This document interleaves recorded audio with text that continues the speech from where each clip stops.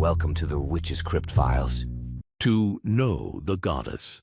To know the goddess is to be aware of her living forms all around us. Next time you see a tree, take a moment to focus on a single branch. Look at the texture and the rich shades of color. Imagine that you have never seen a branch before and really see its shape and the way smaller branches grow out of it. Each branch has its own unique texture. The tree's bark is a map of its life, with scars and changes and growth. We are like the trees in many ways. Candles in the craft. Candles. Using a proper color is unnecessary, as you can use a white candle if you have no other colored candle. You may use a white candle in place of the beeswax candle. Magic can be performed successfully without using beeswax, but many do not have it available. My point? Color is just an aid for you. It doesn't necessarily hold its powers. A color corresponding to your intention can help you obtain the proper state of mind, focus, and direct your energy. The color on its own does not lend power to your work. The color aids in setting your mood, so to speak. If you plan to practice candle magic, beeswax and appropriate colors do not have to be an issue. Moon bath. Something I enjoy doing from time to time is taking a moon bath.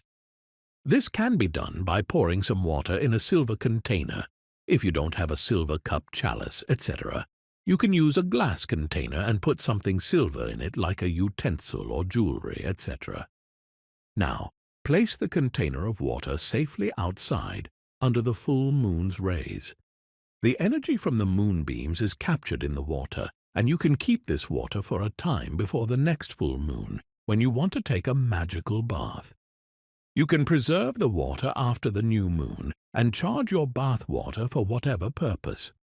Then, pour the full moon water into the bath, enter the bath, and focus on your goal. Magical alphabets. Witches have their own personal ways of writing and keeping their journals or books of shadows. Some use a traditional approach and write everything out in a book. Some type out and save their journal on a computer. Some also use codes in their books to prevent others from reading their information. A book of shadows, grimoire, etc. is a personal journal, and most people are not comfortable sharing all of their information. Magical practice. Magic is the practice of moving energies to create a desired outcome. One needs to move energies more casually. You must know where, when, why, and what you're directing that very real energy. As for consequences, if you follow the threefold law, then whatever you do comes back to you threefold, positively or negatively. It depends on what you sent out there. If one screws up a spell or ritual or does something negative, one could get their fingers burnt, which is the same idea as the threefold law. Karma can be quite powerful, but it all comes down to what you believe in, what you believe is right for you and others, and so on. Research and find out what you believe in regarding magic's concerns. In general, one should take many aspects of life in a relaxed manner. Good luck. That is all for this episode of the Witches Crypt Files. Do come back to see me in the next episode.